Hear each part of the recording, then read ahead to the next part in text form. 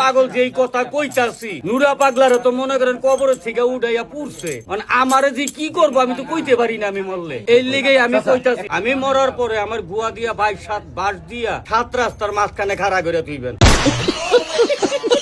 এইটা আপনাদের কাছে অনুরোধ, শুধু বাংলাদেশ না, অল বিশ্বে মইরাও যেন ইতিহাস করতে পারি। মানুষ মরলে তো ভালো কাজ করতে বলে, কিন্তু এই পাগল তো মরার পরে নিজের পিছন দিয়ে বাঁশ দিতে বলতেছে।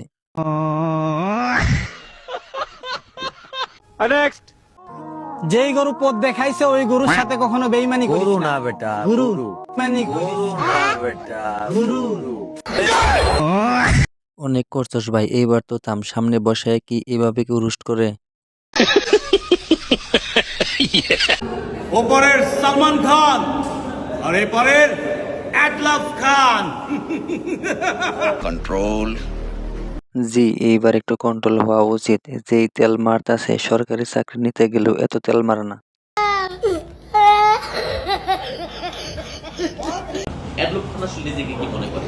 আমার না আসলে এসব টাইটেল আপনারা অনেকেই দিতে পারেন, স্টাইল জগতের সম্রাট বা সুদর্শন পুরুষ, এটা আপনাদের ইচ্ছে।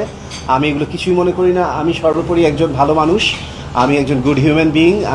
জি, ইনি হচ্ছে আমাদের সুদর্শন পুরুষ রূপে মহিলা, আবার নিজেকে ভালো মানুষ দাবি করে। একজন ভালো মানুষ কখনো মেয়েদের গয়না পরে বসে থাকতে পারে না বা চলাফেরা করতে পারে না।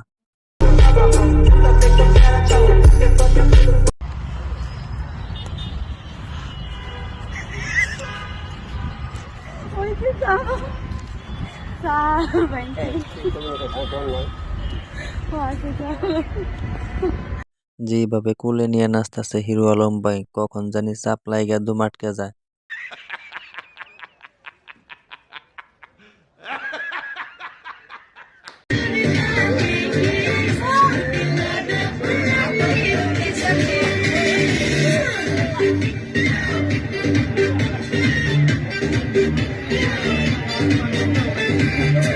এইবার হিরো আলম এক ঝাঁক তরুণী নিয়ে নষ্টামিতে মেতে উঠেছে।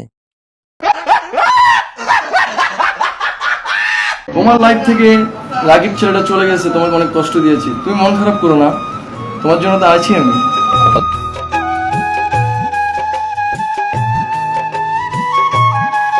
জি ভাই, আসস মানলাম, কিন্তু কয়দিনের জন্য আসস এটা বলে যাস, কারণ তোর মতো অনেকগুলা ছেলেই পালে।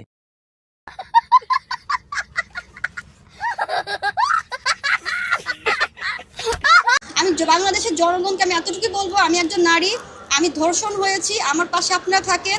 আমি যদি প্রতিবাদ করতে পারি, আজকে আমারটা দেখে বাংলাদেশের যতগুলো নারী আপনারা আছেন সবাই প্রতিবাদ করতে শিখেবেন, কারণ নিজের অধিকার কখনো আপনারাই ছাড়বেন না।